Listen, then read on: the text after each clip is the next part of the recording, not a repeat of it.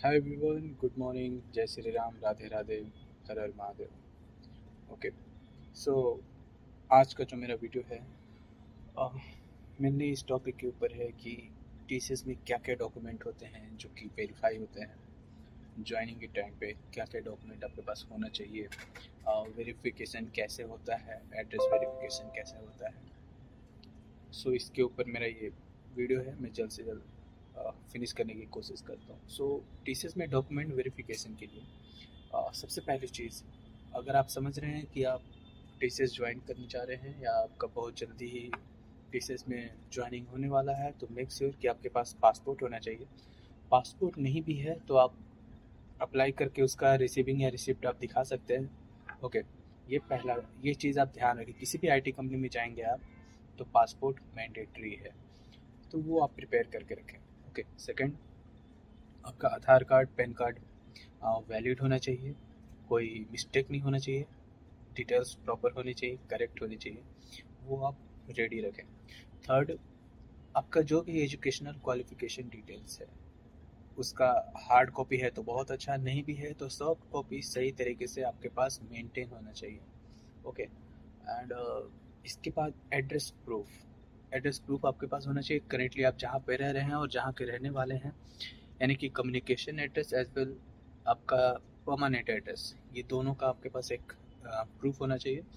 Okay, communication address के verification के लिए वो क्या करेंगे कि जब वो वेरीफाई करना होगा तो वो आपको एक लिंक भेजेंगे। लिंक में क्रोम के थ्रू आपका लोकेशन ऑन करोगे, लाइव लोकेशन डिटेक्ट करेंगे और फिर आपको कैमरे में ही आपको आपका एड्रेस कंफर्म करने के लिए रिक्वेस्ट करेंगे।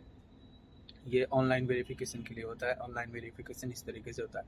ऑफलाइन के लिए तो वो आपके दिए हुए एड्रेस पे जा करके खुद से वेरीफाई कर लेंगे। ओके, बट ऑनलाइन ऐसे होता है कि क्रोम में आपका सारा अ, एक लिंक के थ्रू वो सारी चीज़ें वेरीफाई कर लेंगे वीडियो कॉल के माध्यम से। ओके, तो ये एड्रेस वेरिफिकेशन हो गया। तीसरा, बैंक वेरिफिकेशन, लाइक आपका जो सैलरी आता था, अगर आपके पास पीएफ अकाउंट है तो यहाँ बहुत सारी चीज़ें सॉल्व हो जाती हैं। अगर पीएफ है तो ठीक है, उसमें पता चल जाता है कि कौन सी कंपनी में आप लास्ट टाइम वर्क कर रहे थे और वो कंपनी क्रेडिट करती थी कि नहीं, उसका क्या अकाउंट था, वो चीज़ें यूएन नंबर से पीएफ से वेरीफाई हो जाता है। अगर आपके पास पीएफ नंबर नहीं है, ओके, यानी कि यूएन नंबर नहीं है आपके पास या पिछले कंपनी में आपका पीएफ नहीं कटता था, तो उस केस में यह है कि कंपनी आपका बैंक का स्टेटमेंट मांगेगी। उसमें ये देखेगी कि उस कंपनी के थ्रू आपके अकाउंट में सैलरी क्रेडिट होती थी या नहीं। ओके, और इसके साथ आप अगर एक्सपीरियंस कैंडिडेट हैं तो आपके पास ऑफर लेटर होना चाहिए और रिलीविंग लेटर होना चाहिए। अगर आपके पास कोई भी डॉक्यूमेंट मिसिंग है तो फिर भी इसका एक ऑप्शनल बैकअप होता है कि अगर आपके पास ऑफर लेटर, ज्वाइनिंग लेटर है और इनकेस ये डॉक्यूमेंट्स नहीं भी तो भी बैंक का स्टेटमेंट ही एक लास्ट ऑप्शन बचता है जिसके थ्रू आपका वो उस डिटेल को वेरीफाई करती है। कैसे करती है कि अगर आपको सैलरी क्रेडिट करती होगी कोई कंपनी तो डेफिनेटली वो उस कंपनी के नाम से आपके अकाउंट में सैलरी क्रेडिट होता होगा, तो वो चीज़ें वो चेक कर लेती कब से कब तक लास्ट क्रेडिट हुआ था। ओके, और अगर आपके पास ये भी नहीं है, मीन्स आप कॉन्ट्रैक्ट पर थे, तब आपके लिए चांस रिस्की है।